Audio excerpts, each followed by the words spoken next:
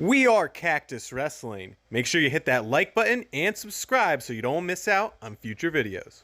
We've got a lot of freestyle news here to share with you as the summer is wrapping up.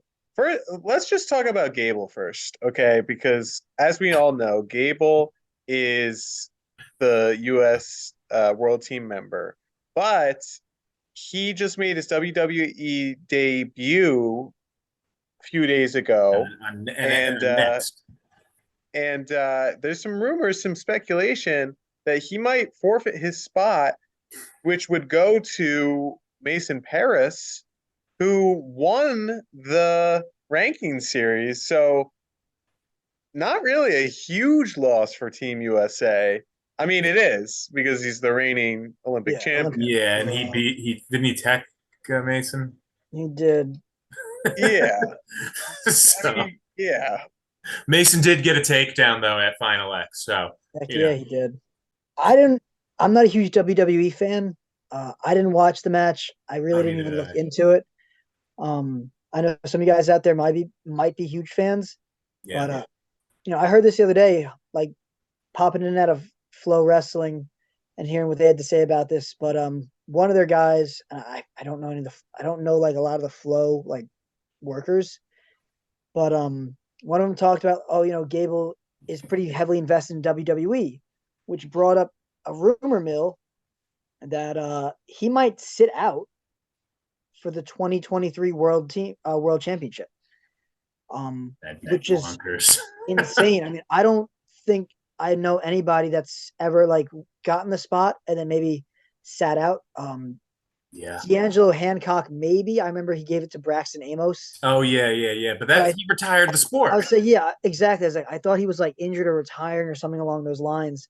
But funny enough, he's in WWE too now. So it all comes full circle. Yeah. I watched some of the clips. It was pretty entertaining. I mean, it's so fake. Just knowing Gable as the freakish athlete as he is, to like pretend to be like thrown into the corner of the bar, and he's just like, and then he can't even like move or get up off the ground. You just know it's so fake.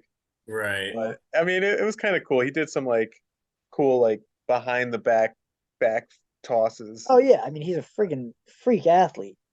Yeah.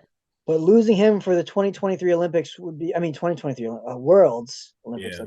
I mean, losing for the Olympics would be terrible too. I mean, who knows what'll happen if he sits out the Worlds this year? That's not confirmed yet either. But like, Worlds are just around the corner. I mean, we're getting into the dog days. October, right? Yeah, like we're getting it's coming up quick. I mean, this is already August when we're recording. So if he ends up sitting out in Worlds, that's crazy. I mean, Mason Paris, just like you guys said, did great, won the ranking series, but nothing for nothing. He's not Gable, and this could be a huge loss to Team USA, especially now in a team race that now features the Russian athletes coming back. Yeah, because it's a whole different ballgame with the Russians back. That's kind of like if the U.S. sat out one year and then we came back, like yeah, it'd be a major difference. Mm-hmm.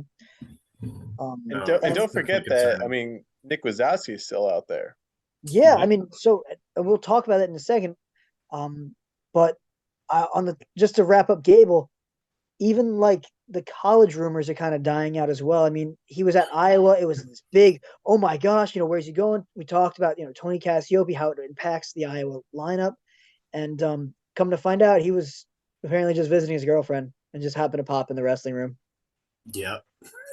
That's what I heard. This guy loves the headlines. He loves being the center. Yeah, he loves causing the stir, and he doesn't care if stir the pot. Yeah. But getting back to Gwiz now, on the freestyle results, he also wrestled this past week, in the Polish tournament. Yeah. And he won.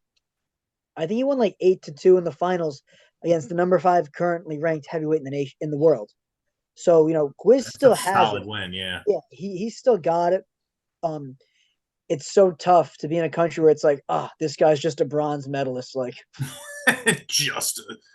And Gwiz is a great wrestler, but he's not Gable. And not really Mason Parris either right now, but he's still knocking off. Well, yeah, he top lost to 5 both ranked guys. Gable and Mason at Yeah. the U.S. Open and then at the World Team Trials tournament. So Yeah.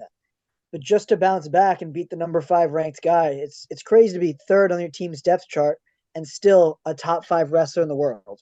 yeah, that's wild. In some more news, we had Austin Desanto versus Dayton Fix matched up against each other. Dayton Fix last second bumped up a weight class. Yeah. So Fix was originally registered at 57 kilo.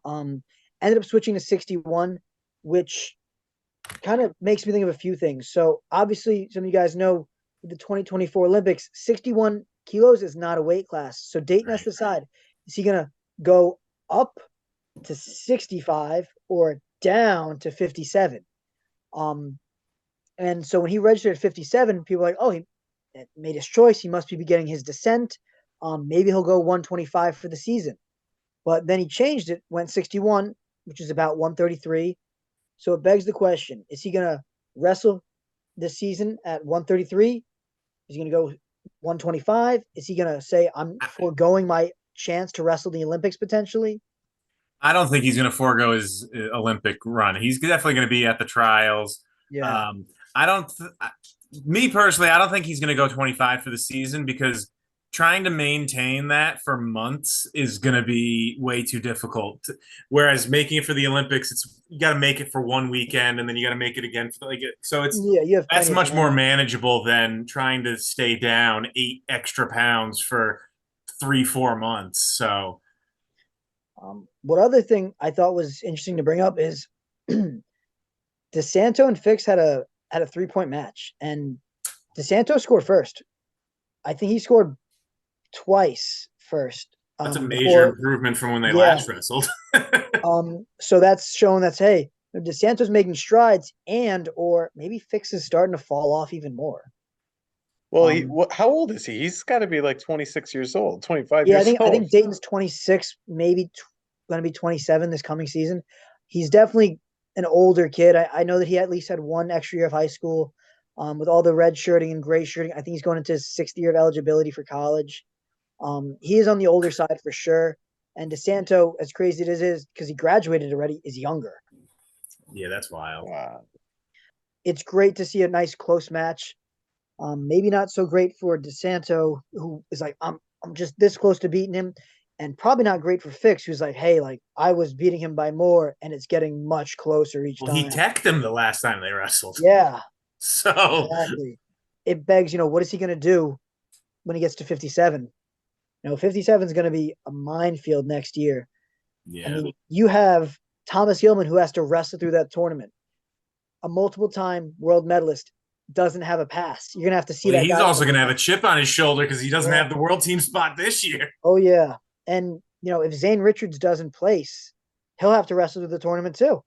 Yeah, that's true. You could have a healthy Spencer Lee, a healthy Nick Suriano, Zane Richards, Thomas Gilman, Dayton Fix. I mean, I'm wondering if you're going to start seeing some of these guys go international like we saw at RBY. Oh, yeah, because he's wrestling for Mexico now, yeah. Like, I could see Suriano going to Team Italy. Does he qualify for that? How does that even work? You have to have a grandparent that's a citizen. He has. I think he's wrestled for Team Italy before, actually. Yeah. So it's totally possible. Yeah, because the Fine Silvers wrestle for Israel. Yeah. I mean, they don't place at. Your favorite, any of the big events, Amin. Oh yeah, the Amin brothers. San Marino. Yeah, the smallest little country. Well, and even Michik. Yeah, Syria, and then on top of that, you have Valencia brothers. So older brother Anthony wrestles for Mexico. Yeah, he's same with RBY, and then younger brother Zahid was like, I'll just go up a weight class and win the spot there. Sorry, everyone else. Right. I'm good enough to be the spot for USA. Yeah. But it's crazy that a few years from now we could see multiple USA versus USA matches in the Worlds and Olympics. Yeah, that's true. I mean, I still remember when Amin took bronze. His only loss was to David Taylor. Yep, and David Taylor was the gold. Yeah, And I was like, man, that's so crazy that if they were on different sides of the bracket, this could have been a finals matchup. Yeah, potentially. Yeah, yeah, that's Um, wild to think about. and on the topic of international news, how about Sidakov's loss at 74 kilos? That definitely was unexpected. I Yeah, mean, he's the reigning, well, not reigning, but like he won the worlds in what 2022 or was he's it won 21? a few times. I mean, Yeah, Sidakov is number 2 in the pound for pound world rankings, regardless of weight class. He's right behind Sijalov. He hasn't lost domestically in over 3 years. until Yeah. this Yup. past loss. But and Dake's never beat him. All right. No. Yeah. No. So this is I think it's a good sign for Team USA. So obviously with Russia being back, it makes things a lot tougher. But Dake's, it's like it's almost like an Ivan Drago where he first bleeds in Rocky 4, and you're like, oh, he's look at that, he's a man, he's not a machine. Right. He's beatable. And I think Dake is going to be like, okay, like I'm confident, but now I see he can be beaten, and that film is going to be Right. studied and studied and studied, and they're going to go into the game plan. Um, Well, because I mean, but Dake might have to worry about Kadzma Hamado oh from Is that Belarus, the guy that beat him yeah, at that's the guy that beat the him? Olympics. yep. Um, yeah, 74 is going to be really interesting, especially now that I feel like Dake is kind of like getting accustomed to the weight class. Um, I remember talking with you guys this week a few years back watching the Summer Olympics, and we were all like, I think just Dake cuts too much to make 74, and he's not. Yeah, He he was did not look good. The match that he oh lost, he looked terrible. yeah, he gassed really really hard, and you're like, man, Yeah. what is it? He's such a good wrestler. I think it was just too much weight for him at the time, and now his body's kind of accustomed to it. I think he's going to be a tough guy to beat at 74, and now we've seen the typical dominant, top dog Sidakov losing. I really think that Dake has a really good shot to repeat as 74 kilo world champ. Well, that's if Sidakov even ends up being the guy. Yeah, well, that's like, and we talked about this a little bit off screen. Is that Russia's not as bad as Iran with this, where Iran will just have wrestle offs and be like, you lost, but we're going to pick him anyway because we think he'll do better on the world stage. And Russia doesn't necessarily do that, but they'll be like, oh, well, that really wasn't the actual wrestle off. We're going to change it to give their guys, a fighting chance, because we've all seen kind of practice room heroes that are really, really good at beating certain guys, and then they can't beat anyone else. And we're kind of seeing that now with Chance Marsteller. The guy that attacked him again was the guy that Jordan Burroughs beat in back-to-back world finals. Well, I From think that guy. it's funny with the wrestle offs because some might argue that Yanni should be the guy, and even Gilman instead of Zane Richards. Right. But Marceller, yeah, I mean he's got to earn his stripes at the international scene. Well, I mean, almost something that would make more sense is that you have Final X, you get the person that wins the spot, but then the top two guys, you send them to the ranking series tournament and see what happens and see who does better internationally. They're against the same competition. There was a decent amount of medals at this tournament. I mean, you didn't mention that Fix and Desanto's weight. Nahshon Garrett, he was there, took bronze. Yeah. He lost to the same guy that Desanto beat from Azerbaijan. So this weight class was gold was Fix, silver Desanto, bronze Nahshon, right? Yes. Yeah, love that. Yes. Yes. But yeah, there was a ton of guys. I mean, I know you were talking about it a little bit earlier. I just remember like Cooper Flynn and Derek McFadden also wrestled. They both got gold, yeah. Yep. So Cooper Flynn, crazy that he's winning gold on international stages, but possibly won't have a starting spot for Virginia Tech this coming season. Yeah, well, you got an All-American in Eddie Ventresca ahead of you. I mean, that makes it a little tricky. Mm-hmm. But yeah, that is wild that you're placing at an event like this, and then you might still be bench. Yeah. Well, and then I mean, Alirez had the big win so that was a solid performance by him beating that multi-time world champ. And if you haven't seen our previous Andrew Alirez spotlight video, check that out right here. That's a guy that is definitely on the rise for Team USA. in the years to come. Yeah. So what were some of the biggest wrestling news that surprised you? Leave it in the comments down below. And what do you think is going to happen with Gable and with some of the Team USA guys? Is there going to be any changes to the lineup? Is Mason Paris going to get a crack at the Worlds? It's coming around the corner. It's going to be here in just a few weeks. So drop a comment down below and make sure you hit that like button. And if you like the content, hit that subscribe button as well. Thanks for watching. We are Cactus Wrestling, and we'll see you next time on our next video.